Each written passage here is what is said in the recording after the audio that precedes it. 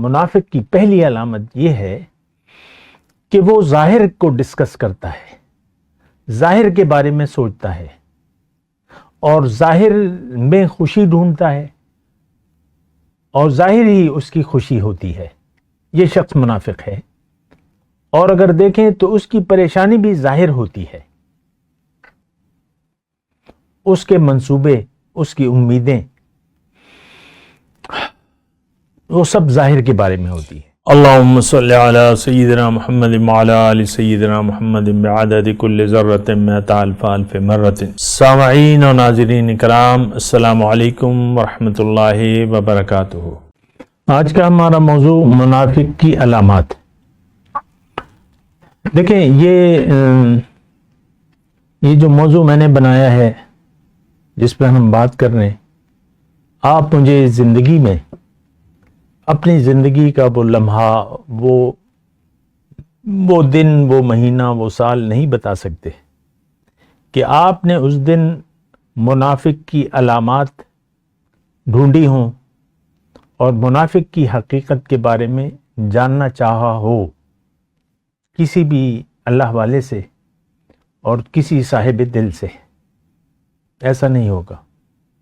بہرحال میں آج اپنے موضوع کی طرف آتا ہوں۔ منافق کی علامات۔ دیکھیں، منافق کی سب سے بڑی علامت یہ ہے کہ وہ اپنے ساتھ غیر مخلص ہوتا ہے، اپنی حقیقت کو بھلائے ہوئے ہوتا ہے اور اپنی حقیقت کو بھلا کر زندگی گزارتا ہے۔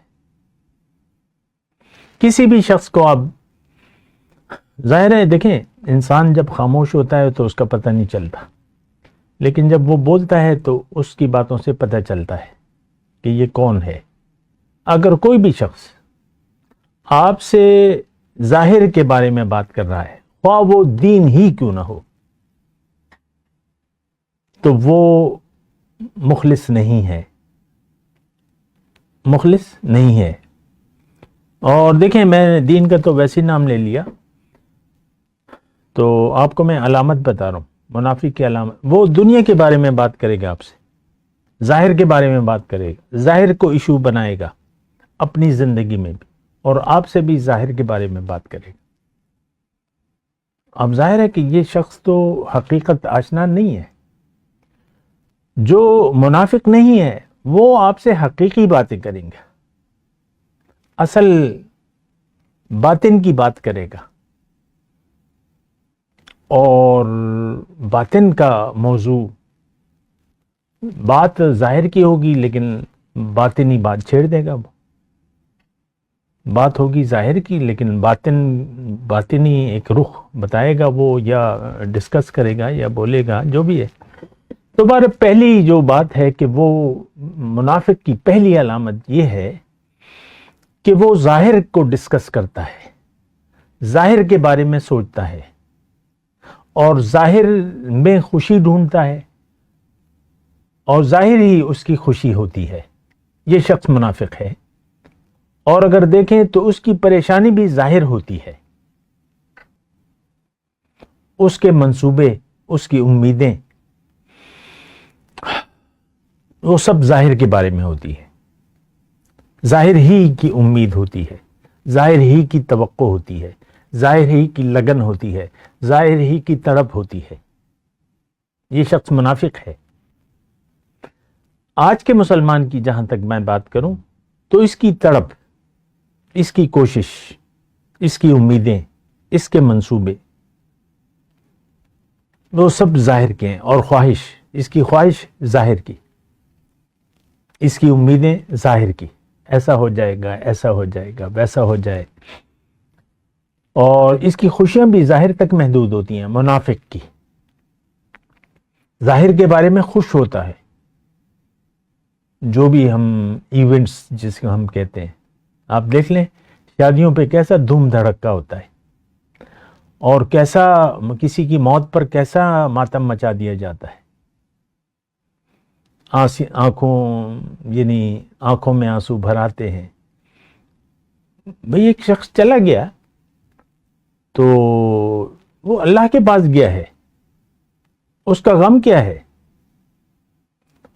ٹھیک ہے، تھوڑے بہت آنسو اگر آنکھ سے نکل جائیں، ایک فطری اور طبیعی بات ہے، لیکن اس کو دل پہ لے لینا اور پھر اس کو مدتوں جو ہے رونا اس کے لیے، یہ منافق ہے۔ تو منافق کا پتہ فوراً چل جاتا ہے۔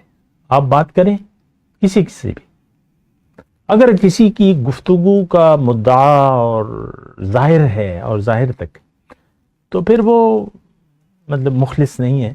دیکھیں، دین اصل میں غیب، یؤمنون بالغیب، اس سے تعلق رکھتا ہے۔ ایمان بالغیب، یہ ایمان متقین کی پہلی صفت ہوتی ہے۔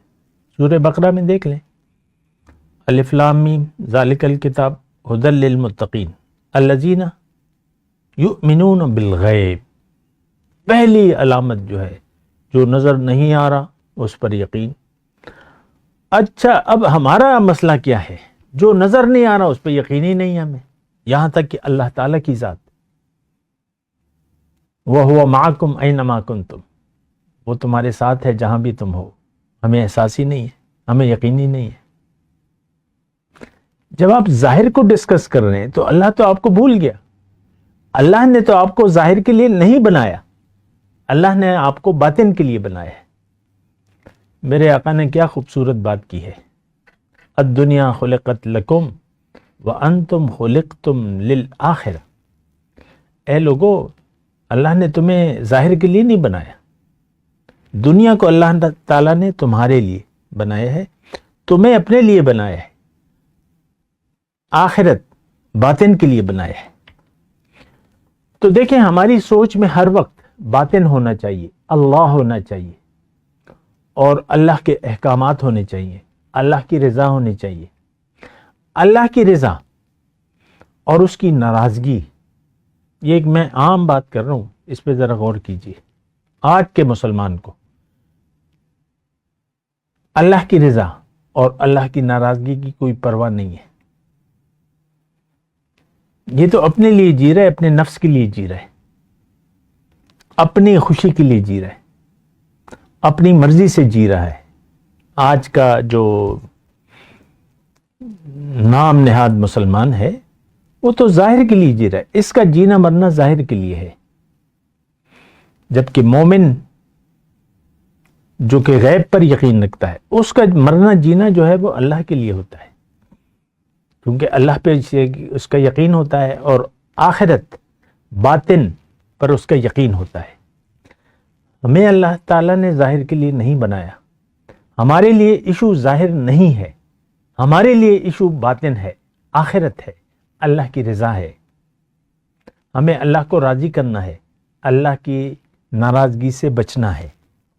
یہ ہمارے لیے اہمیت کی چیزیں نہیں ہیں جو میں آپ کو بیان کر رہا ہوں، اس پر دیکھیں، غور کیجیے، یہ بڑا اہم موضوع ہے۔